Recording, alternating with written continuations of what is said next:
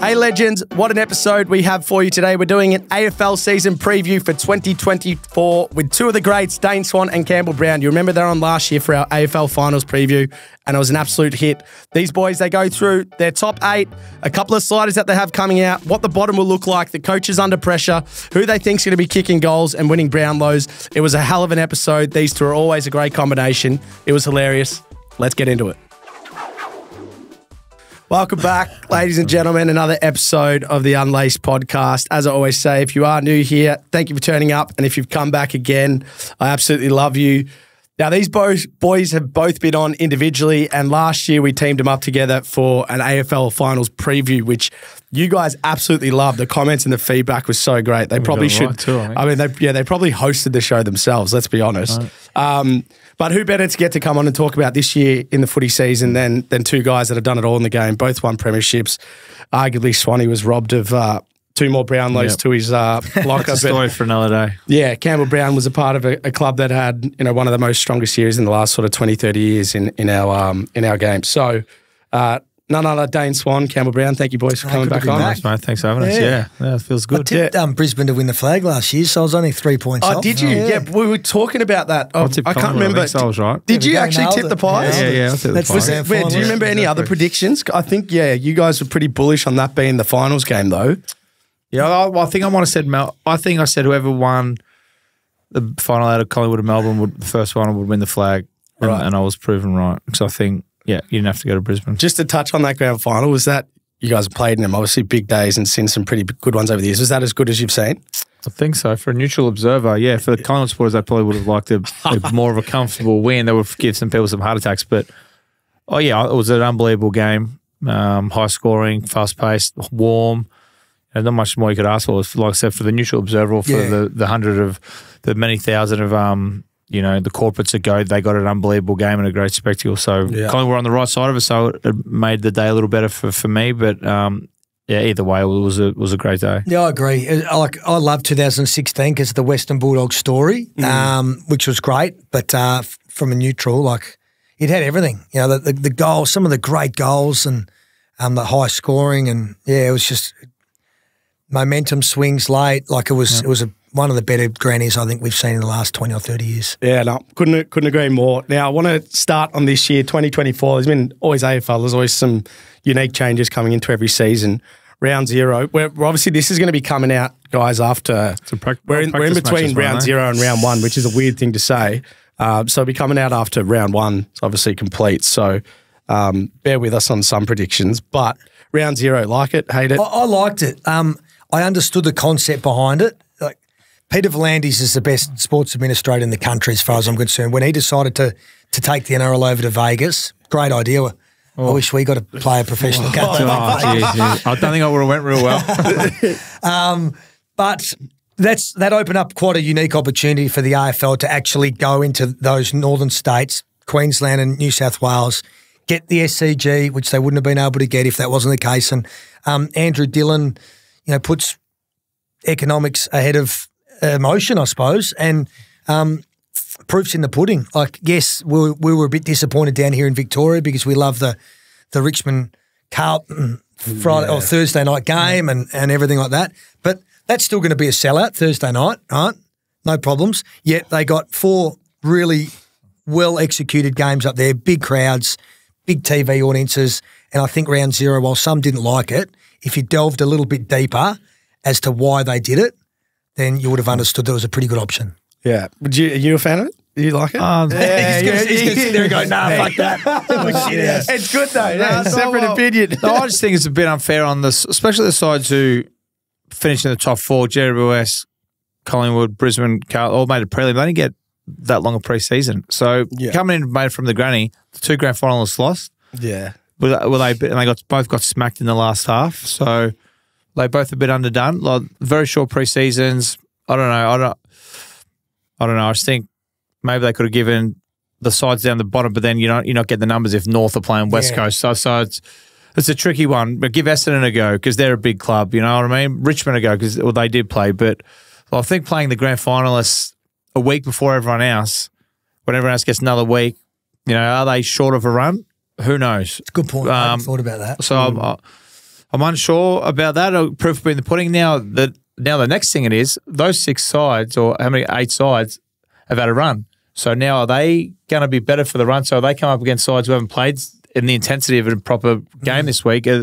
So should they have all played each other again to give everyone a run? I don't know. It's a tricky one, but listen, I'm not paid to. This is why I get them on. I'm not paid to answer these big questions. Oh yeah, that's fucking one thing. I'm certainly not getting on podcast. Was my intellect? Let me tell you. Hey, surprisingly sharp. But it's a tricky one. But in the end, I think why they did is so they got 4 more primetime games with eyes on them, and the TV ratings are what they paid $2.5 billion for them or something like that. So they get 4 more primetime games than they would have if they started round 1 next week. So, like I said, we're not smart enough to make those decisions, but I think they could have probably bid it a bit different, but, they're not going to listen to me. Oh, perfectly. Well, we're probably going to go through a bit of the list of last season, the ladder, and see what your guys' predictions are. We're probably not going to break down every team as deeply as everyone would wish, because we want to see some of the pointy end, but we will get some opinions on the bottom ladder teams and see if anyone is moving. But just a few sort of pointed ones for you guys. Some coaching changes. Any coach in particular? I mean, everyone's probably looking at Dimmer up on the Suns, but anyone in particular, even current coaches that you guys are excited to see how they fare this year, and if there's anyone under particular pressure, which no one likes to be. Adam Simpson's under pressure. If they dish up a year like they did last year, West Coast. I was going to say Longmuir as well. Yeah, for two WA coaches, I think Freo, everyone talked about they were going to win the flag last year, or they were going to finish top 4. They went nowhere. That's true. And they played a pretty ordinary game to watch. So I think, and Simpson, they have to win more than a handful of games. So I think them two, and probably up the top end, Simon Goodwin. I think if they go 0-2 this week to the Bulldogs, who Bevo is also probably, I think they're probably the 4 that are under pressure. For me, they want to start the season off well. Coaches, the best coaches are the ones you don't really hear from because they're going all right. So they're not talked about a lot, but they're probably the 4 under pressure for me. Yeah, the other thing I wanted to touch on was just trades. Obviously, a few trades happened in the off-season.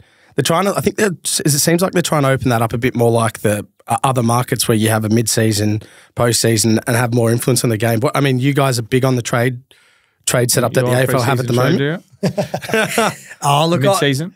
Mid-season, I like the fact that you can bring players in from other competitions, and state leagues and everything.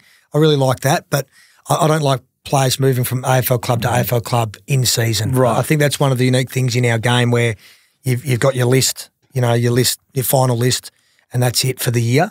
Do you think it's coming in though, isn't it? Not in the short term, I don't think. Okay.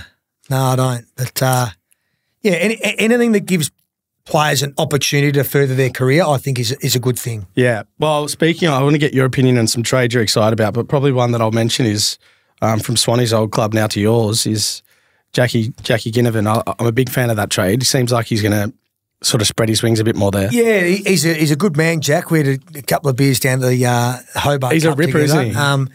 Look, the thing with him is he's got so much talent. He's a really good decision maker and user. Like I think he kicked a couple of goals in most of the pre-season games. He takes his opportunities. His next stage of development as a player is probably just getting working on his work rate, getting a bit fitter, and getting another 2 or 3 possessions a quarter. Yeah. If he can become a 20 possession forward, not just an 8 to 10 possession, he'll give himself more opportunity. You want the ball in his hands because he's beautiful kick. So he'll help the Hawks forward line, which has been probably their Achilles heel the last couple of years. Yeah. Any trades you like, Swanee? Off-season trades? I can't remember. Yeah, but the Jack one obviously is a big one. Who do we bring? We brought Lockie Schultz in, so that's probably like for like a bit. Yeah, well, that's probably Jack probably seen the writing on the wall there, and Lockie Schultz, he's a hard worker. I think, not many of them had their best game on the weekend, so I think he'll be better for the run. So I think he'll be very, very good for Collingwood. He'll kick 30 plus goals, puts on a lot of pressure. So he'll be really good. I think. I don't know. You have to refresh my memory. Yeah, there's a few. I'll pull some up and I'll reel them out at some point. Just finally, the off season. Just to close that off. Now, Brownie, you met the tribunal a few times, but the stamp on Jimmy Butler, 7 weeks he got for that hit on Jai Simpkin. That's sort of the precedent.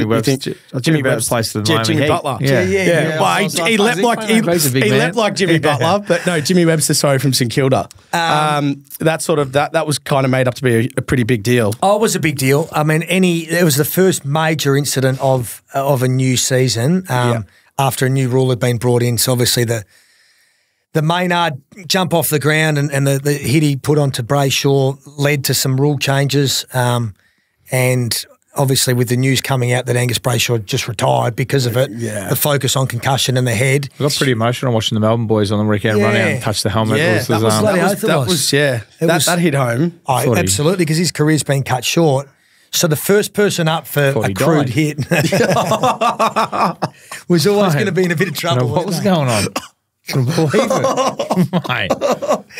Come on. Oh, good sentiment there for the player. Come on. He couldn't be out there with him, so you touch it on the way. A speedball on the way out. Well, can't be punching an helmet. Come on. Yeah, doesn't that go against Swan? Mate, come on. He was always in trouble. I think that's Jimmy Webster. I thought he'd get 6. Some people were talking 8. They landed on 7. I think that's right. Like, it was a malicious hit, but he's not a malicious player. Like, he's a brave, tough, really good teammate for St Kilda, and he just had a brain fade. And look, it's funny because people go, how can you even be that fired up in a practice match that you would do that? I got rubbed out twice in practice matches. Did you really? I elbowed Lyndon Dunn and got 2 weeks, and I'd put a bump on Cruiser and got 2 weeks. So I look back now and I'm like, how fucking dumb must you be to get rubbed out in a practice match? I've done it twice. That's why. That's why I shot the question. I was about to say, I'll be like, my biggest thing was, what was he doing? It's a pre-season game. I don't know watch much St Kilda. I thought he must have been like, I didn't realise he played every week. So I was like, he's obviously trying to get a game for round 1. So I was like, he's solid. Someone must have whacked him behind the ball, and he must have got really angry. He just fired up, didn't he? Well, truly after the kick, like it was. And his family liked it from what he says. Family enjoyed it. Clarko didn't. Clarko let him know. He was unlucky too. Yeah, that was stiff. All right, let's go through sort of the bottom 4 of last year just to get your quick opinions. Touch on West Coast very briefly, I presume. Yeah, they're not getting much better. Can I just ask why? How does that happen to a footy team if the league's sort of built to stay? Is that like a footy operations just absolute disaster? Yeah, basically. I think they probably kept their premiership players around a bit too long. Didn't like Belichick would always get rid of them 1 year too early, then 1 year too late. And I think injuries, they've had all their good players have just been hampered with injuries, and they probably didn't bring in a lot of young kids who were capable of playing. The kids are getting games before they deserved it, and they look horrible out there. There we go. Uncompetitive, which is a concern. They're no good. All right, there we go. West Coast done. Second last and third last year. This is going to be interesting to see how these go. I think some of them are a bit unsure, but North Melbourne, you expecting improvement there? Not particularly, no. Well, they'll get a little bit because a bit more competitive in pre-season. Yeah, well, the pre-season doesn't count. They'll be a bit more competitive, but they're not shooting up the ladder. I don't think they'll be fighting out with West Coast for the bottom. Right. Well, they've got to give time for these Sheasels and the blokes. The kids they drafted early to develop. And there's not many Chris Judd, even though Harley Reid's expected to be Chris Judd. There's not many players like Chris Judd and come in and Nick Dacos and turn a franchise, a club around. Yeah. That's a fair point. What's the expectation on Hawthorn this year, Brownie? What's an improvement on last year? I think if they can win 8 games, like last year, I thought they were pretty competitive most weeks. They probably had 2 or 3 games that they were terrible. One was round 1 against Essendon. I reckon St Kilda at Marvel Stadium, they were disappointing, but their good was really good. They beat Brisbane and Collingwood at the G, right? Correct. So their good is good.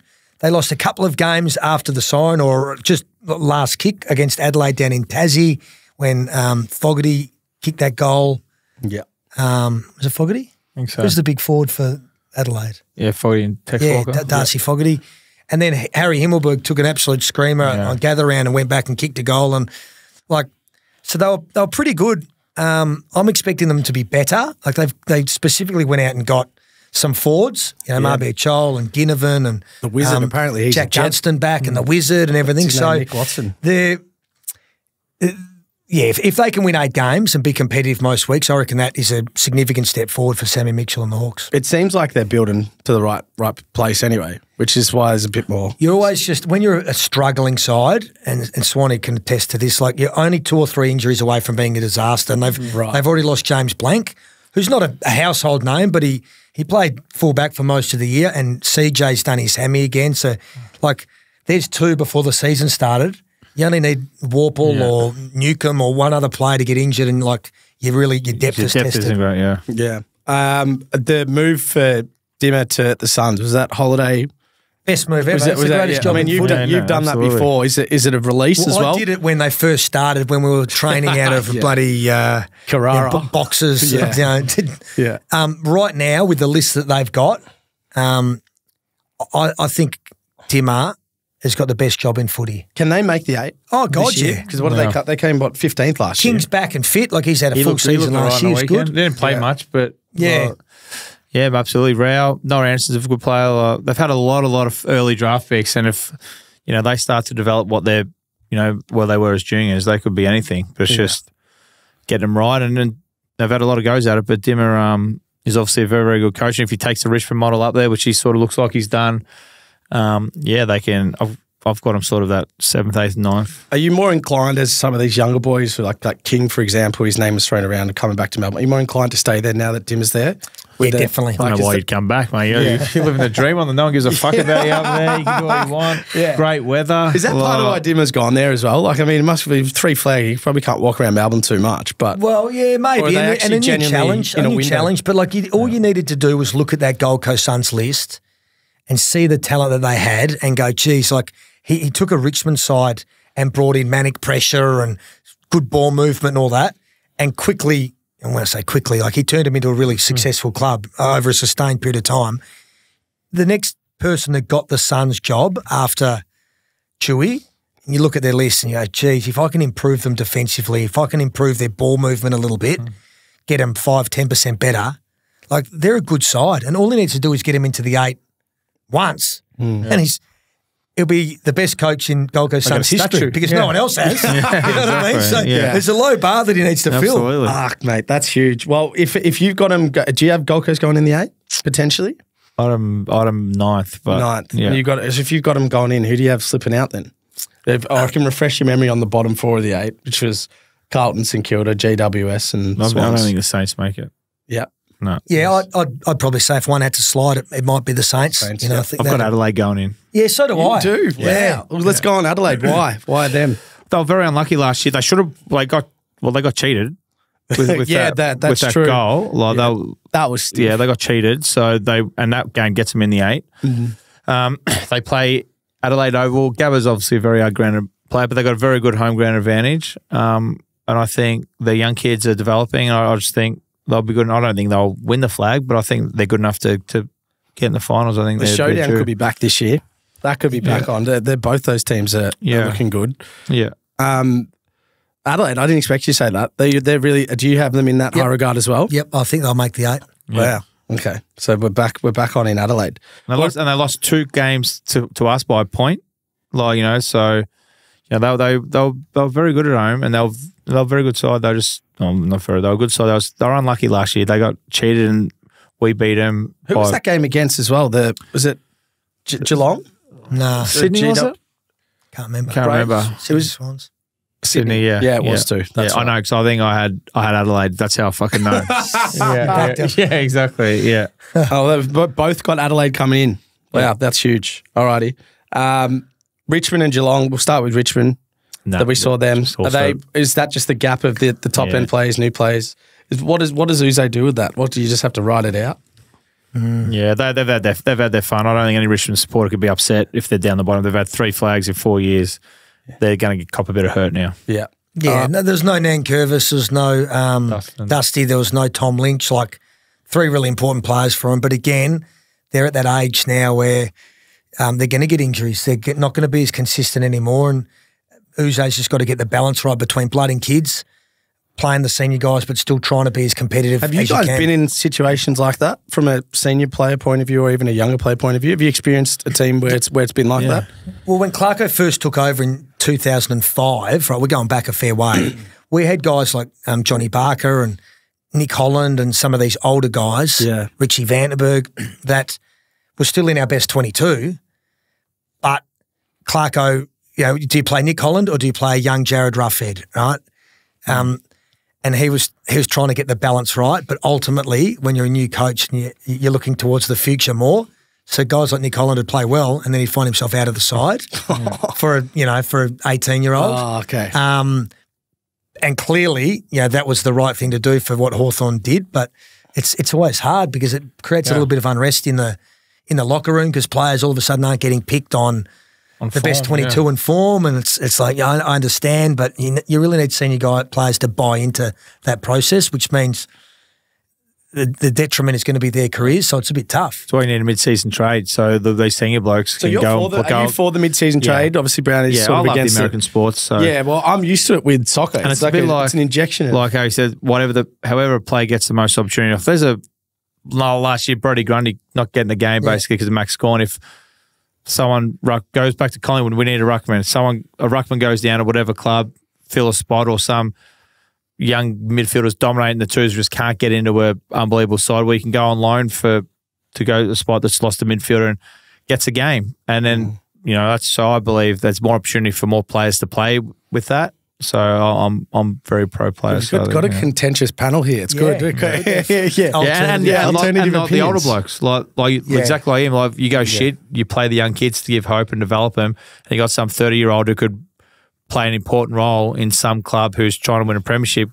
Let him go, try and win a flag at another club, and bring in a young kid to win-win. You'd jump at that, wouldn't you? All right, guys, I know we're racing through the bottom 8, but a lot of people sort of have, particularly the bottom half of last year's bottom 8, sticking. So we'll spend a bit more time on the top 8, but just the final ones here, which Swanee's already had a little dig at, but Fremantle, no movement there. I kind of feel sorry for Brayshaw. I think he's a superstar. But I think they'll win a couple more games, but they're irrelevant. Irrelevant again? Yeah. They're hard to put a finger on because a couple of years ago I really rated them, what they were doing, where they were going, strong game plan, you knew what you were going to get. And then last year they were just very disappointed. I don't know if it was because Taberner was no longer, fit. Rory Lobb had left. Like, I don't know where they fell apart because they're from the West and I don't follow them closely enough, but they're a different side. Yeah. So you expect that bit of a bag of all sorts. You don't know what's going to come with them. No idea. Like I said, where they're over in the West, they're very, very rarely written about in the papers or on the news over here. I don't think they ever are. So they could come out and win the first 10 and I'll be like, there you go. Who's he? So, but I don't think, I'm not expecting much from them. Freo fans, could work in your favour. Final one. This is a lot of funny memes and TikToks and so forth have been made about this team and their membership pack after the early preseason games, but Essendon didn't have a really sort of promising start in the preseason, at least to give their fans to cheer about. They're pretty parochial, some of them. But what are we sort of feeling there? They only just missed out. They're 11, came 11th. I think they were about a win off, and their percentage was a bit lower to get in finals last year. Where do we think they'll sit? I think they lack substance defensively, to be honest with you. When the game's on their terms and they can run and carry and run forward of the footy, they look great, they can score, but when they get really challenged or choked up, and I think they go to water. And it's something that they need to address. Yeah, they'll be about there, about 9, 10, 11. Like they'll beat some good sides. You think, fuck, they're not bad. And all of a sudden they'll come out and lose to, Freo, West Coast or somewhere and be like... Remember what they dished up late in the year to GWS when Jesse Hogan kicked 10 or 11? That's unacceptable. If you want to be in a finals contending side, how they can play so bad sometimes. Their consistency is horrific. So, not this year. Man, they're a couple of years away. At all? Good player. Yeah, good player. He's had a lot of goals kicked on him. He's got a sore neck just because we played at North and everyone kicked goals against North. So it'd be nice to see him playing a half-decent side where he can maybe take, be a bit more aggressive because when you're playing at North, you just shoulder on, just going, fuck, here's another one, here's another one where hopefully he gets the ability to actually show what he can do instead of just standing on the mark. He's not going to bring a winning culture to Essendon because I think he played at North for 8 years and won 9 games. Can you believe that? Oh, man, that is actually ridiculous. Is that actually that's legit? That's legit. Oh, you wouldn't even know the song. 8 8 there you go. games. I oversold him. Wow. 8 years and 8 wins. That's actually unbelievable. I had no idea That's about that. ridiculous, eh? Wow. Well, figures, we'll see. I mean, I reckon they might get about 8 this year, so they might double it. yeah. I reckon no, but they're They'll be thinking, how good's footy now? exactly. It's won 8 games for the year. Yeah. Well, a team that I loved watching last year, which came 9th, it'd be interesting to see if you guys have these guys going in the 8 at all, but the Bulldogs, there's a lot to like about them. There's also a lot that sort of people sort of contest, particularly in their backline and other areas. That sort of haven't triggered them where maybe some people think their talent is. What do they need to do different? They've got some pretty good tools in their arsenal to be damaging, but do you still see them sitting that 8th, 9th, hovering? Can they make improvement? I don't have them in my 8.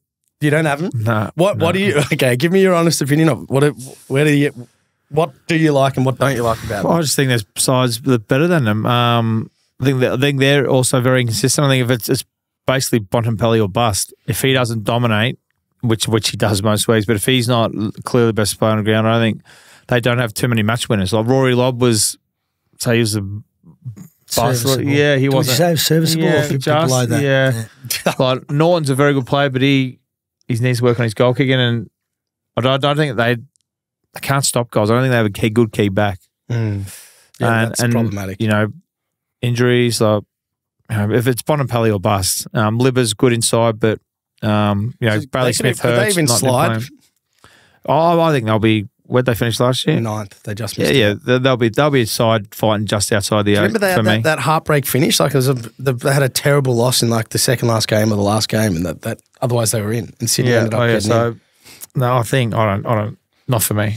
Yeah, I don't think they have a good enough spread. Like Swanee said, like Lib is still one of their best players. Caleb Daniel, Bont, Norton, but what are they getting out of some of their other players? And I think there's probably a little bit of pressure on Bevo as well this season. Like, they won that flag in 16. Probably no one predicted them to do that.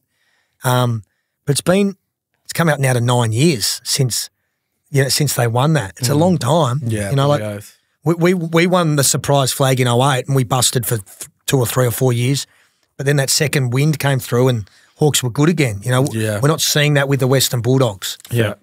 I've got a slight left field opinion as well. I reckon the number 2, Hugo Hagen, will be at one of your 2 boys' club next year. Oh, yeah, he's a wonderful player. I reckon Collingwood's got to go after him because it's attractive, and play with Dacos for next 10 years is pretty attractive. And then, Hawks have got some cap space, and their forward line's pretty exciting. So I can't see him staying at the Dogs.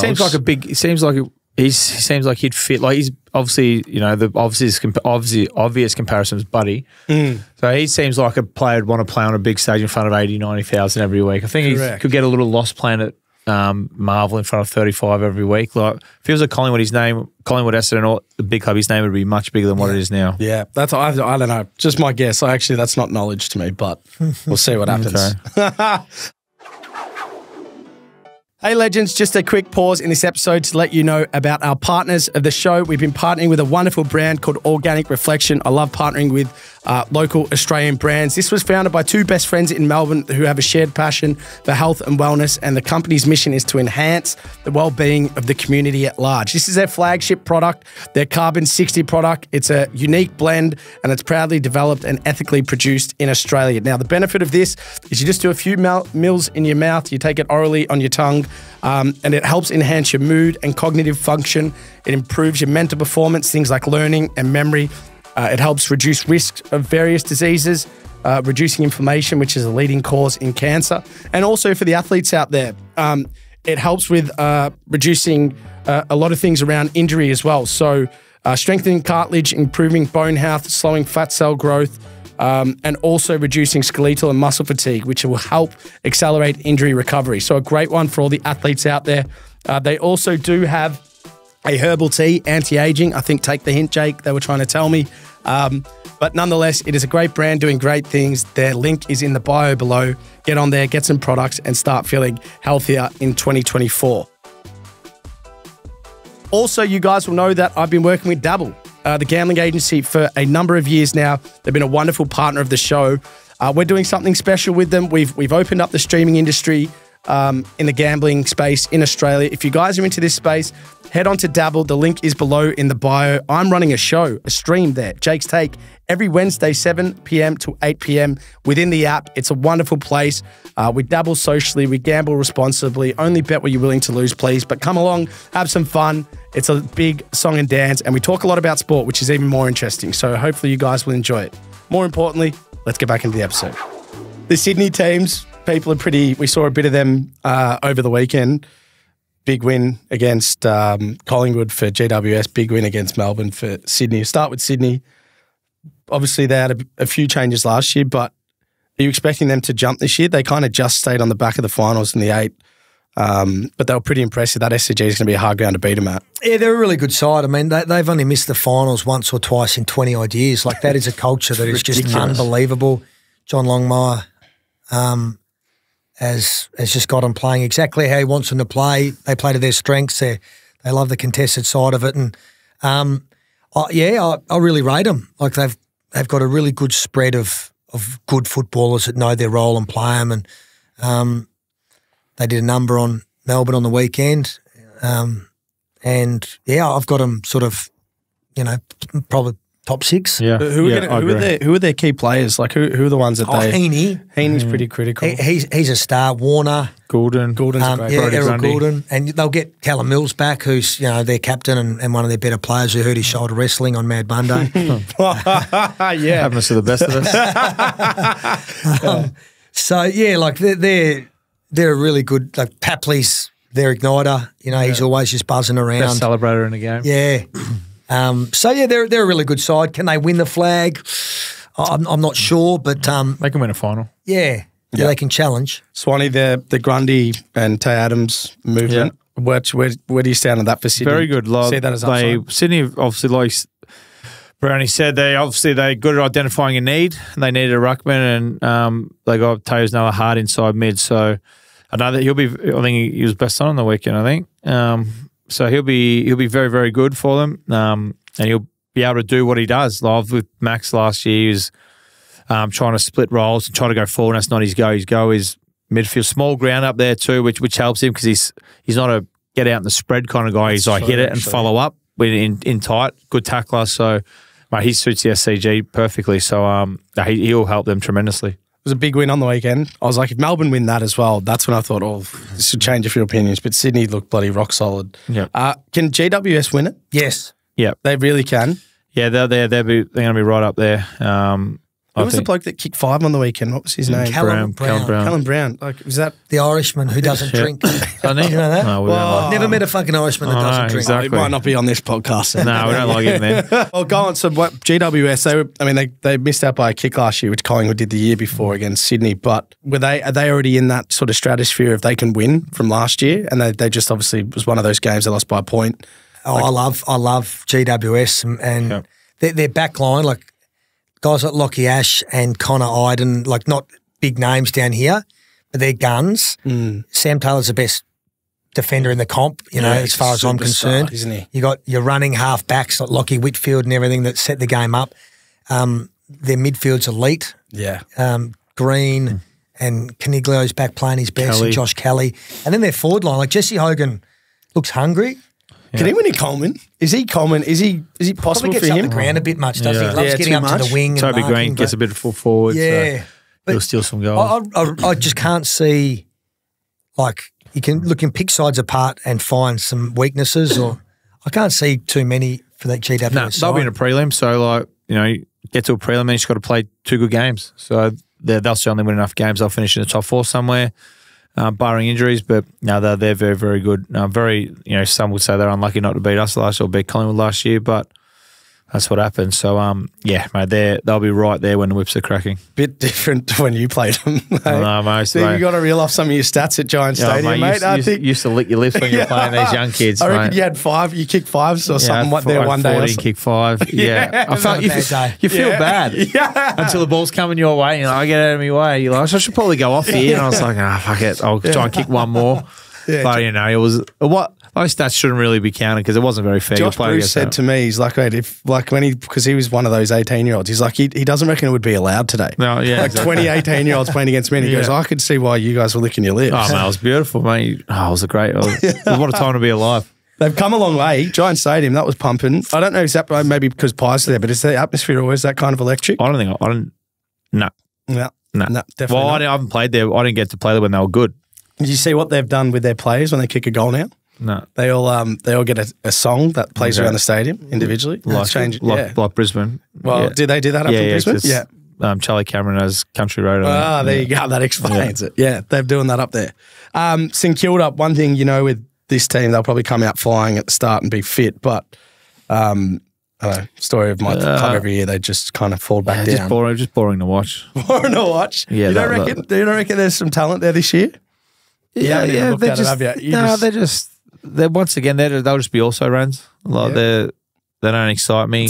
Ross, very good defensive coach. So they're hard to watch. So I don't like watching sides that aren't good to watch.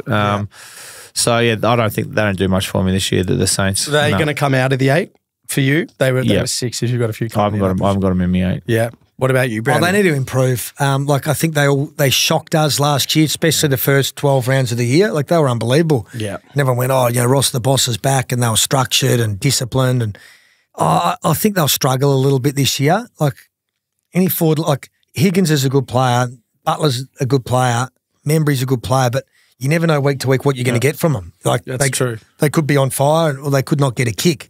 And so, yeah, that's going to be the concern. Rossi needs to sort of balance the defensive mechanisms of the game with also trying to score, because I think what we'll see this year is most sides that finish top 4 and go on to win finals are good defensively, but offensively they're good. They're kicking goals, they're high-scoring games, and I don't think St Kilda have that in them yet. Yeah, and it's a copycat league, so most sides will go, who's the best sides, or how do we, we emulate them. So they chip it around and with the way defence is these days, and how hard they run AFL players these days, like they're just incredible athletes. Like, you slow the ball down across half back, you're going to have 18 blokes in front of you, like, where the fuck am I going? And then you kick backwards again, then you kick backwards, and eventually you kick it long down the line, and then it's just, pot luck, someone's got to take a big grab, or you've got to get a lucky crumb and kick it forward. So if you don't move the ball fast in this day and age, you're going to kick 10 goals a game. Was the game gotten significantly quicker? I think I did ask this last time, but I just want to ask that bit from you guys. Because you guys played finals with the stand rule, quite a bit. With the stand rule and and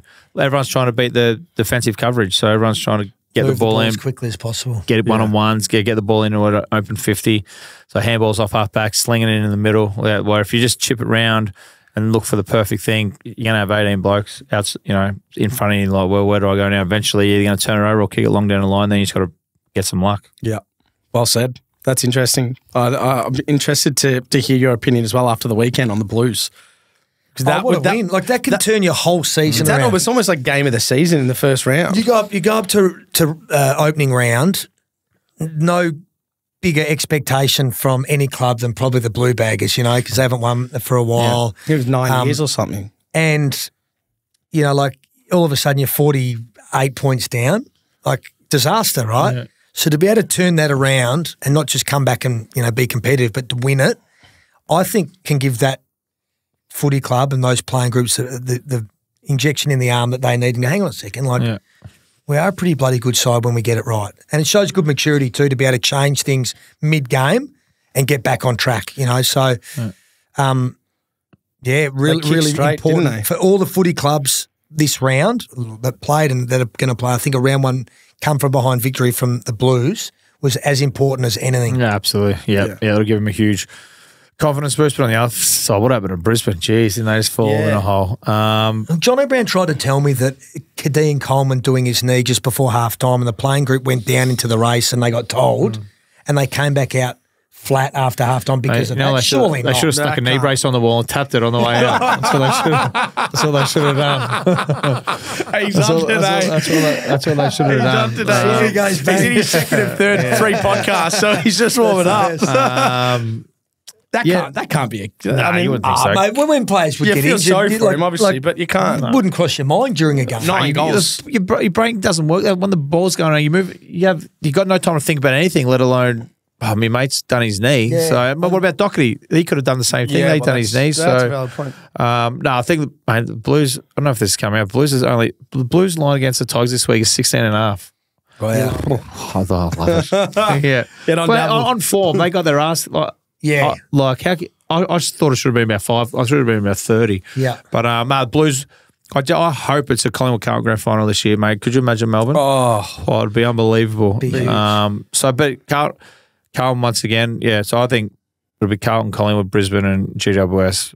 I think that was the prelims last year, but I think that'll just about be the prelims again. And the fact that Harry McCall was the guy that put him in front with a straight kick, who's really battled mentally with the yips, again, like that could set up his whole season as well. He could be the most accurate he's probably been in his career on the back of just that one moment. Didn't kick a snap. All drop punts. No, but he kicked them all drop punts. He had 4. Yeah, exactly. So maybe he's figured it out, which would be scary for the rest of the comp if Curnow and Mackay can kick 60 or 70 snaps around the body, fuck me, mate. What about the bloke in the preseason from Guelphy?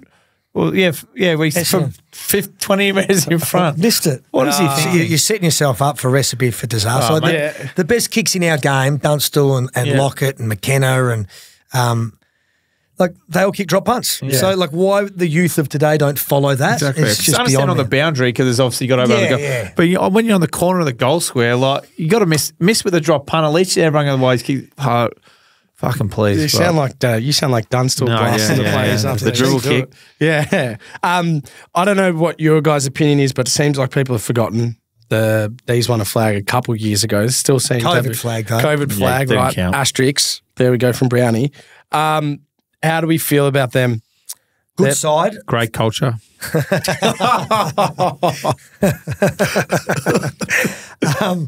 Great side. Same issue they've had the last 3 seasons. They get enough inside 50 entries. They can't find avenues to goal. They don't really have a key position forward. Like Van Rooyen's got a power of pressure on him this year.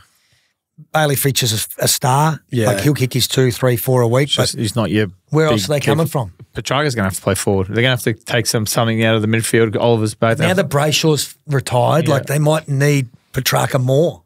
Yeah, exactly. Yeah, but they're going to have to rob Peter to pay Paul because they need goal kicking. He could go forward. He could kick 40 in 50 in a year if he started full forward, but you take his greatness out of the midfield. So it's a tough one for them. And obviously Goulburn's going to have to figure out because they can't kick goals. They've got unbelievable defence. Yep. With May and Lever down Mid's there. great. Yeah, Mid's great. Cozzy Pickett's back this week and he don't know. So I don't think they can kick a big enough score to win a flag. It's ball movement, and it's forward 50 entries, and it's lacking a key forward. They're the things. You're not going to be able to get a key forward now that the season started, so you've got to get your ball movement and your forward 50 entries better.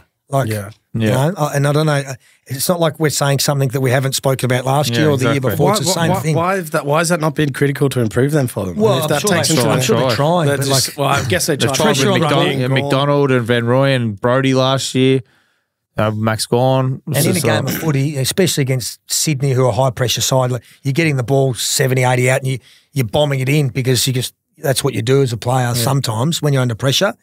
And they just don't have. And the SCG is a very small ground, so it's like people think it's an overs ground because it's small, but it's completely different. It's an unders ground because it's like there's so many people in a small space. Like Melbourne, you need a bloke who can come out and take a big mark, but they don't have it. Yeah, there you go. All right, Port Adelaide. People are loving Port Adelaide at the moment. Rosie just signed a big deal. He's now captain of the club and so forth. But how do we feel about them? Is there a lot to like about them? They've taken a risk, I think, with Radaglia coming into the back line. So there's going to be a few interesting things around them. But where do we feel? They came third last year. Only lost 6 games. They're the same record as Brisbane. Swanee? Oh, mate, they'll finish in the bottom half of the 8, but I don't think they'll win the flag. No. They'll be good enough. They'll win a lot of games. Well, Rosie and Butters are 2 unbelievable midfielders. Charlie Dixon, he can be anything when his body's right. Radaglia and Alira will be very good for him down back. So they'll win a lot of games at home, but I just think there's 4 or 5 sides better than them. So, they'll maybe win a final, but that's about it. There you go. Where do you stand, Brad? Good side. Need a greater spread of goal kickers. It's Charlie Dixon or bust, and it has been for a little while. If he has a year like Joe Danaher had last year, Port could win it, right? Yeah. But Charlie hasn't been able to do that because of injury and things like that. So Todd Marshall, Georgiades, like they need to find other avenues to go, which just takes a bit of pressure off Big Charlie Dixon. But they're a good side, like their top-end talent is as good as any in the competition. Is Rosie as good as what they've sort of made him out to be? Is he that good? Is he that elite? Yeah, no, he's star. Yeah. And Butters. They're Butters, both they're both- freaks. They're both, yeah. Yeah, they're good to watch, aren't they? Yeah. And they traded Dersma, so he's not there anymore. But they got Horn Francis. they got a really good side. Let's go to the top two from last year, which last year's grand final ended up being Brownie predicted Brisbane to win, Swanee predicted Collingwood. Yeah. Brisbane we start with, they're like, it's hard to not admire them for what they're doing and want to watch them, but frustrating as well that they haven't been able to capitalise on it over sort of the last 4 or 5 years. Can they go to the next level? They obviously that ACL to Kitty Coleman's a big one. He seemed to be a pretty big player for them, but where do we see them coming into this? Because he was almost leading the Norm Smith at halftime of the grand final. He was on fire. He was killing it. He had a great grand final. So his just ball use and delivery off half back will hurt them a bit, but they'll get Will Ashcroft back at some stage, in the first half of the season. So he's going to add, some talent back into that side. Again, what can they get out of Hipwood and Danaher forward of centre? Because they didn't get many goals out of him in round one. And they go on and lose the game comprehensively. Where up the other end, Mackay and Curnow kick 7 goals. So that's going to be important for them because, they're good players, they're key forwards when they're having a good day, but how consistent are they going to be? And Brisbane will still be a really good side, but, it's just a few little question marks. Yeah, they're going to win a lot of games. They're much better than 90% of the sides out there. Carlton are very good. Yeah, man, they'll finish. They'll win most of the games at home, beat some of the bad sides. So they'll be Top fine. 4. Yeah, they've got that Tom Top Doedee 4 to come again. in from Adelaide. He's a very good player. So they'll be in the top 4. Then you just got to play well in September. Hopefully they finish top 2 for their sake so they get 2 home finals again. But losing on the weekends could hurt them. Yeah, that was a tough one. Hard to watch. They go to Freo this week, so they go 0-2. They wouldn't want to go 0-2. Then it's a long way back. No way. It's a long way back. I think they should. Surely they beat Freo. Yeah, well, you'd think so. The Hawks started 1-6 in 2010. Really? Yeah. Oh, God. 1-6. It was a long way back. Oh, your boys, Collingwood, bit of a clip of the wing on was it Friday Saturday night against GWS. What's your feeling around them?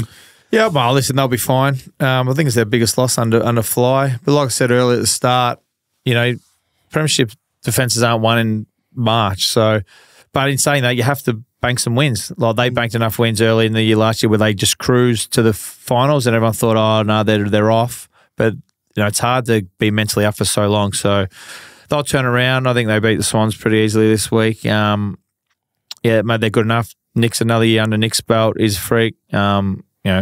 Steele and Pennell's are about the only two that are probably getting a bit older where Pennell didn't have his best, probably had his worst half of all time in the first half on the weekend, but Steele was okay. Lockie Schultz will take some time to get into the side, to figure out the side, but mate, they'll be fine. The mentality after a flag for both of you, obviously Fly's probably one coach. You don't really think about it too much because everywhere he's been, they just win back to back to back sometimes. But is that something to factor in? I mean, there's been a lot of tickets on the boys there. It seems like they've had a great preseason. Everyone's fit and flying, but still, there's that element of you've won one, haven't you? Yeah, so, everyone says that. Everyone's had everyone has the best preseason of all time, and someone loses in round one, and all of a sudden, what's happened? So but when going back to back is extremely very hard to do. Like not many can do it. So they've got a huge challenge. I think they can. I think they'll finish in the top 4 again. They'll win a lot of games. Then it's just injuries. You need a lot of luck to win flags. So I think they'll finish in the top 4, and then it's just give us your best in September. Brownie? Yeah, like hitting form at the right time, luck with injuries, winning the close ones. Like you need all of those things to go your way to win a flag, which went Collingwood's way. They won a couple of really close finals and didn't have too many injuries throughout the finals. McStay not being there, well, he hardly played last year anyway, so you sort of can't play into that.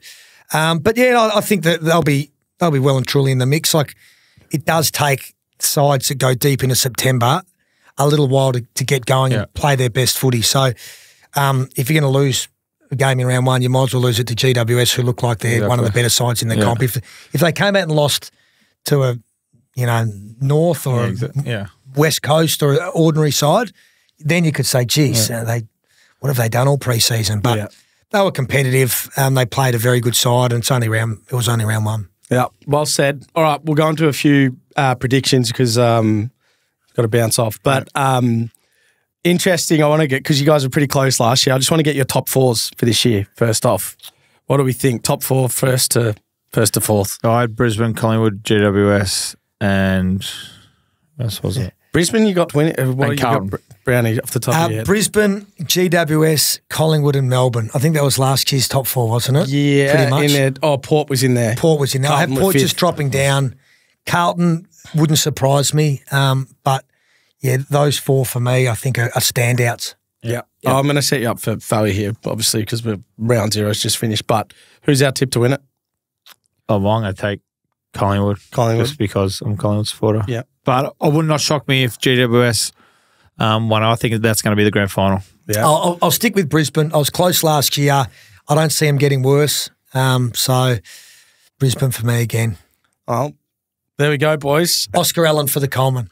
Oscar Allen for the comp. That's one at odds. That's one at odds. Yeah. He kicked 53 last year in the worst side in the comp. Yeah. Every now and then they threw him down back, like just to plug a hole for 5-10 minutes. He'd be paying some value, wouldn't he? If they can get 8 more inside 50s a game and he can be fit, because he came off a knee. Yeah. 53 goals in a wooden spoon Suva side's too. great. What about the Suva? Suvalaki. He kicked 50 or something goals too in a side that's terrific. That's true. That's true. So he'd be a big price. Nick Dacos the Brownlow, obviously. Yeah. And Clayton Oliver for 20s. Yeah, there we go. I like that. There you go. Very good. And you got a big year this year you'll be covering some ground across the league, wouldn't you? Yeah, doing it well. I'm doing the VFL again, so I'll do that. Brownie's podcast, give that a plug. Yes, Brownie's. Hey, mate, that's flying as well, by the way. Okay. Congrats. Yeah, we're going okay. Yeah, some funny clips. You guys talk about everything and nothing at the same time, which is what's so great. But no, pretty busy year, which is good. I'm looking forward to going to the Kentucky Derby, so heading over there with Crawf in first weekend of May. So he's living a good life, Brownie. Off your luck. There we go. All right, we'll give a quick plug as well. Yeah, so Brownie's podcast. Obviously, Swanee, you're back on your podcast, Yes, Swanee and Friends. Yep. Which, if you haven't listened to, fuck me, I won't get any smarter. Yeah, it is hilarious. Can't thank the boys coming in enough, Swanee, Brownie, for the AFL season preview, worries, guys. mate. Thank you. Let's have a great year ahead, and we'll see you guys next week.